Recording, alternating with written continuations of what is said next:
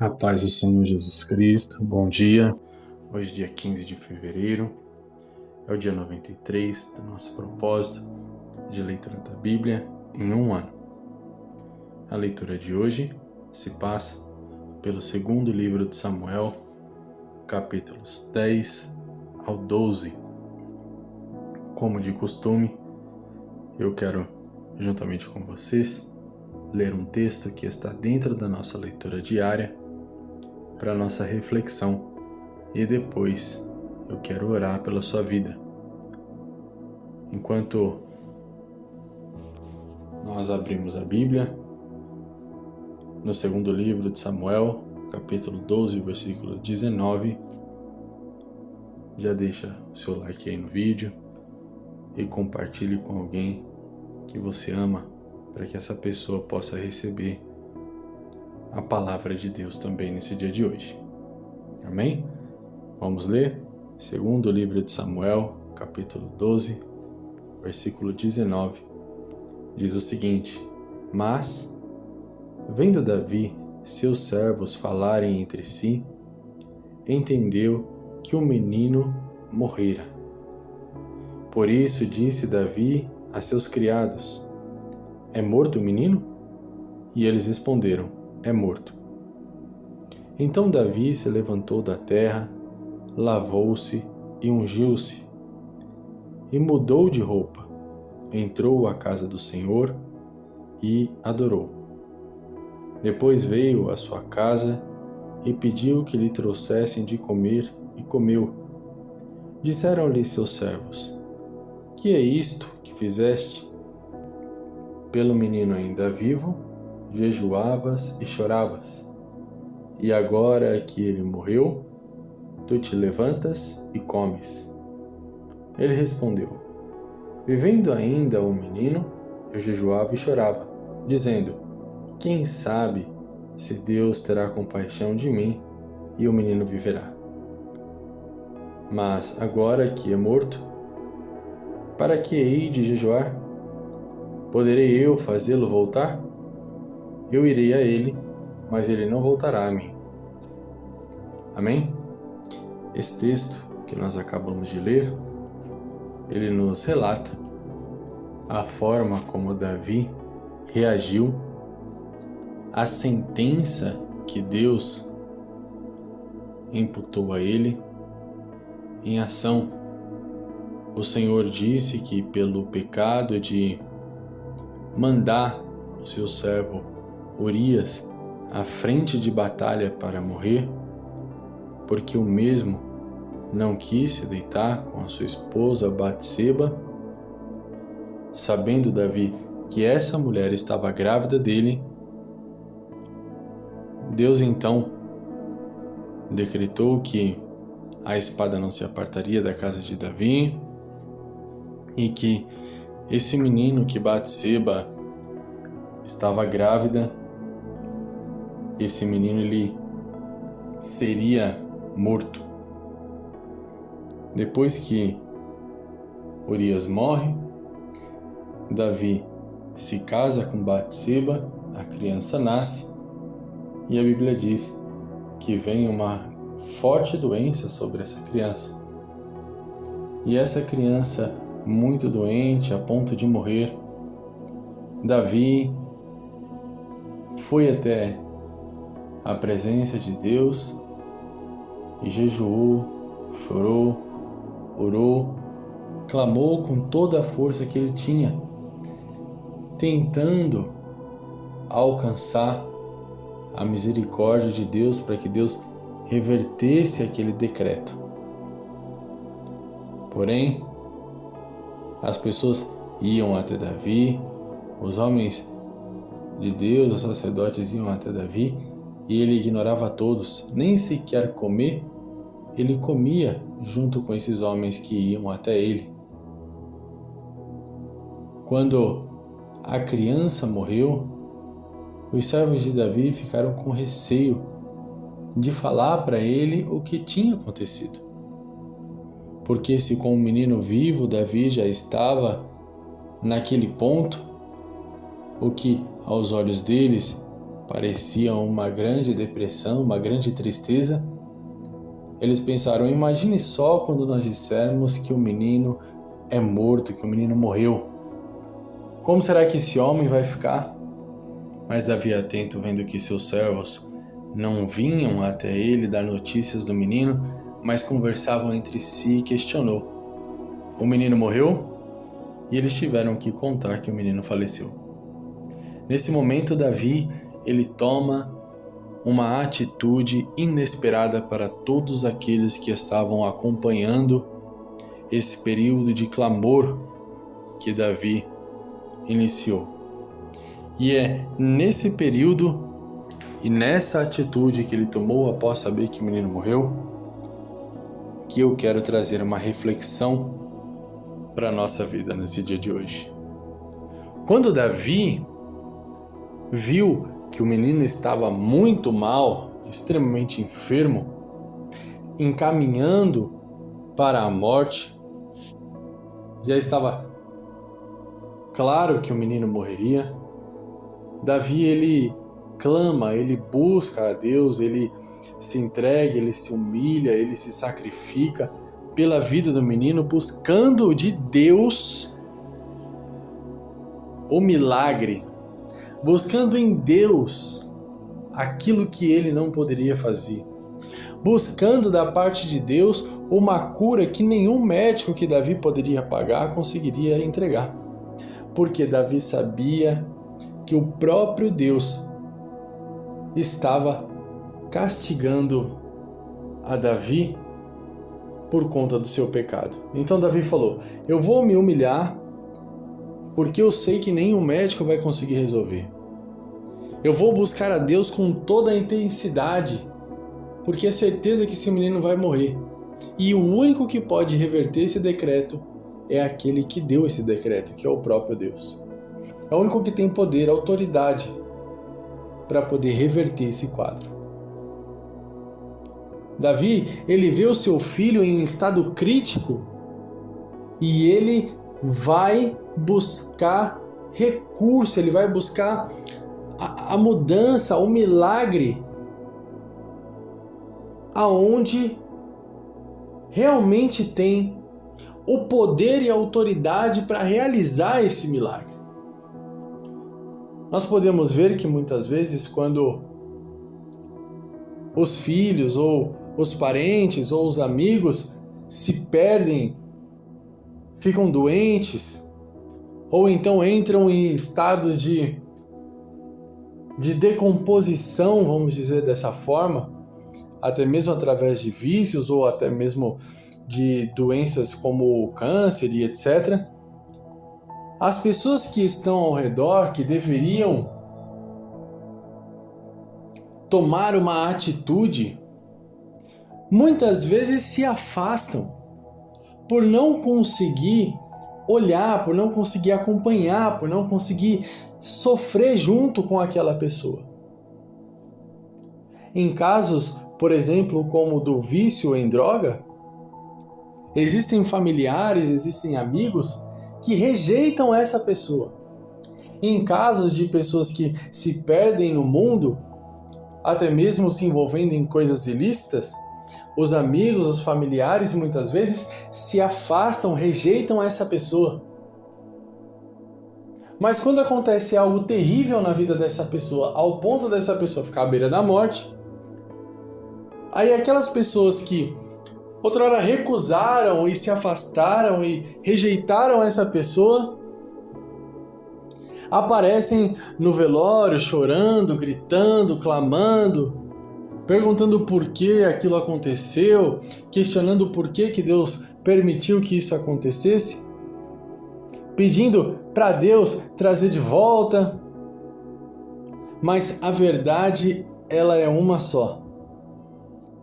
Nós temos que fazer sim todo tipo de clamor e de entrega e de sacrifício e de entrega constante e incessante pela vida daqueles que ainda estão vivos. Não adianta clamar e espernear e chorar e orar e jejuar e se sacrificar pelos que já faleceram. Muita gente se martiriza, muita gente se oprime, se castiga pelaquilo que não fez, pelas oportunidades que perdeu, pelaquilo que não viveu enquanto a pessoa estava viva. Mas veja, não adianta se arrepender daquilo que você poderia ter feito. Se você está próximo de alguém que está em situação ruim, que está passando por dificuldade, que está sofrendo o peso de más escolhas, faça tudo o que você puder enquanto essa pessoa ainda está viva. Busque em Deus, busque no Senhor Jesus a mudança, a virada de chave na vida dessa pessoa, a libertação do cativeiro, a cura, a salvação, a transformação do intelecto. Busque em Deus esse apoio enquanto a pessoa ainda está viva, porque depois que morreu não adianta mais. Não adianta mais chorar, não adianta mais você ficar triste com aquilo que se passou, com aquilo que você não fez, com aquilo que a pessoa não viveu. Quando Davi, ele escuta, ele percebe a movimentação e ele pergunta se o menino já estava morto e as pessoas respondem que sim. Quando ele escuta isso, então Davi, ele toma a atitude de um verdadeiro servo de Deus. Ele se levanta, ele para com todo o clamor, ele para com todo o sofrimento, com toda a busca incessante, com toda aquela agonia, aquele pedido para que Deus operasse alguma coisa sobrenatural, para que Deus revertesse o quadro. Ele para com tudo aquilo, ele vai para casa, ele troca de roupa, ele se unge, ele toma um banho, ele se recompõe, ele se alimenta, ele se recupera, aí ele vai e adora a Deus. Por quê? Porque ele entende que Deus fez com que a vontade divina prevalecesse. Deus não atendeu à vontade humana. Deus fez com que a sua vontade, que é boa, perfeita, agradável, que tem uma visão de futuro, que vai muito além daquilo que nós podemos pensar ou imaginar, aconteceu sem que ninguém pudesse interromper. Poxa, mas a vontade de Deus foi doída. Como pode ser boa, perfeita e agradável com um menino que morreu? Mas entenda, com a morte desse menino, Deus trouxe uma lição para Davi, para Batseba e para todo o povo de Israel. Deus trouxe para Davi o entendimento que aquilo que começa errado não prospera. Aquilo que é fruto de um relacionamento ilícito, aquilo que é fruto de atividades que não são puras, aquilo que é gerado através do pecado, não prevalece. Deus trouxe uma grande lição para a vida de Davi, e Davi, no pior momento da sua história, conseguiu reconhecer isso.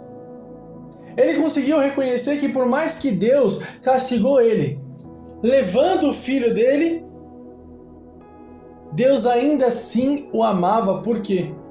Porque Davi ainda estava vivo.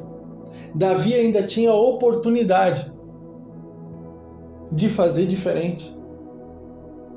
Davi ainda tinha a oportunidade de se arrepender de todo o coração. Davi ainda tinha a oportunidade de recomeçar. Por quê? Porque o próprio profeta disse: olha, tu se arrependeu e Deus te perdoou. A consequência vai acontecer, mas Deus te perdoou. Então Davi entendeu que por mais que ele estava passando pela consequência do seu pecado, da sua atitude pecaminosa, daquilo que ele fez, ainda assim, Deus o amava ao ponto de dar uma nova oportunidade para ele recomeçar e fazer tudo certo. Então Davi adora a Deus, Davi reconhece a grandeza de Deus, Davi entende que por mais que ele pediu para que Deus revertesse, Deus foi fiel à sua palavra. Ele prometeu e cumpriu. Quando os servos de Davi vão até ele e perguntam: poxa, agora não estou entendendo. Quando o menino estava doente, quase morrendo, o Senhor estava chorando, clamando, sem comer, jejuando, e agora o Senhor, em vez de passar o seu período de luto, triste, chorando, o Senhor vai na presença de Deus e adora e se recompõe, se reestrutura. Aí Davi diz uma resposta que traz uma clara definição do que é ter visão espiritual diante das situações. Ele diz: vivendo ainda o menino, eu jejuava e chorava, dizendo: quem sabe se Deus terá compaixão de mim e o menino viverá. Mas agora que é morto, para que hei de jejuar? Poderei eu fazê-lo voltar? Eu irei a ele, mas ele não voltará a mim. Davi mostra para aqueles homens que o período pós a morte do seu filho não deveria ser um período em que ele deveria ficar chorando, preso naquela situação, mas sim um período para se recompor, um período para se reestruturar, um período para começar a pensar novamente no futuro, um período para entender o que sobrou, um período para reavaliar o que ele ainda tem e se levantar novamente. Então fica essa a lição, fica essa a instrução, a orientação de Deus para a sua vida nesse dia de hoje. Aproveite enquanto ainda tem tempo. Faça tudo o que você puder pelas pessoas que você ama enquanto elas ainda estão vivas. Deixe de lado todo orgulho, deixe de lado toda mágoa, toda tristeza, deixe de lado tudo isso. Se esforce, faça tudo o que você puder enquanto você e essa pessoa ainda têm vida. Porque depois, se porventura essa pessoa falecer, essa pessoa não estiver mais aqui, não adianta mais se entristecer. Se porventura você perdeu alguém que você amava, se porventura você perdeu alguém que você tinha deixado de se esforçar, deixado de buscar pela vida dessa pessoa, se conformado com a situação, se conformado com o quadro dessa pessoa, sendo esse quadro de saúde ou até mesmo psicológico, se por algum motivo você se afastou dessa pessoa e essa pessoa faleceu sem você estar próximo dela, sem você fazer tudo o que você poderia ter feito, pare de sofrer pelaquilo que passou. Se reestrutura. Se reorganize. Olhe novamente para o futuro. Comece a projetar. Comece a pensar em como prosseguir, em vez de pensar o que você poderia ter feito se essa pessoa ainda estivesse viva. Porque veja bem, o texto ele continua dizendo que Davi, depois de dar essa resposta, ele consolou Batseba, se achegou a ela e fez outro filho. Batseba era a mulher daquele homem que ele mandou matar, continuou sendo a mesma mulher. Ela perdeu o primeiro filho, que era fruto de uma traição. Mas o outro filho, o filho do recomeço, a Bíblia diz que o Senhor o amou. Então, um que era fruto do erro, fruto do pecado, Deus o matou. Mas aquele que é fruto do reinício, fruto do recomeço, fruto da reestruturação, esse o Senhor amou. Então, em nome de Jesus, comece a se reestruturar. Aquilo que você perdeu, as oportunidades que você perdeu, as pessoas que se foram, ficou no passado. Comece a pensar novamente no futuro, na reestruturação, no reinício, em como você vai caminhar daqui para frente, onde você quer chegar, porque Deus está contigo para novos planos, para novos projetos. Deus está contigo para esse novo recomeço dar certo. Aquilo que você gerar através de uma verdadeira entrega ao Senhor, de um verdadeiro arrependimento, de uma verdadeira mudança de atitude, aquilo que você gerar, Deus vai abençoar e Deus vai amar o fruto do teu esforço e do teu arrependimento. Deus ainda está contigo. Amém? Vamos orar. Deus, em nome de Jesus, toma em tuas mãos a vida de cada uma das pessoas que está ouvindo esta oração e ouviu esta palavra. Eu quero te pedir, Pai, uma oração extremamente rápida. Eu quero te pedir que o Senhor envie o teu Espírito Santo aonde quer que essa pessoa esteja. Que o teu Espírito Santo toque ela agora, Pai. Que o teu Espírito Santo abrace essa pessoa agora. Que ela possa sentir o abraço do teu Espírito Santo. Que ela possa sentir a tua presença nesse ambiente que ela está. Que o teu Espírito Santo nesse momento toque ela, tirando toda a mágoa, tirando toda a angústia, tirando todo o sofrimento, tirando toda a dor, tirando tudo aquilo que aprisiona essa pessoa nas oportunidades perdidas, nas pessoas que morreram, naquilo que ela poderia ter feito e não fez. Em nome de Jesus Cristo, que todo peso, que toda acusação satânica contra os teus filhos seja repreendido, seja retirado agora. Em nome de Jesus, que todo o peso do luto seja retirado agora. Em nome de Jesus Cristo, que o Senhor venha fortalecer, que o teu Espírito Santo venha derramar poder, que o teu Espírito Santo venha derramar força sobre a vida dos teus filhos agora, Pai.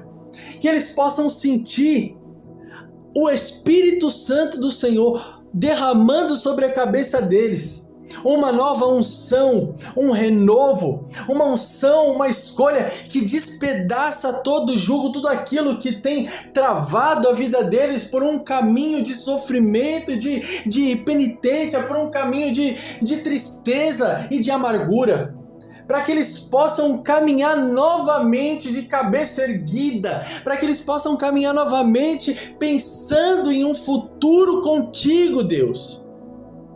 Que o Senhor venha trazer novamente, Pai, a esperança de um novo recomeço, a esperança novamente de uma família fiel e estruturada diante do Senhor, um ambiente onde a alegria do teu Espírito venha reinar, em nome de Jesus.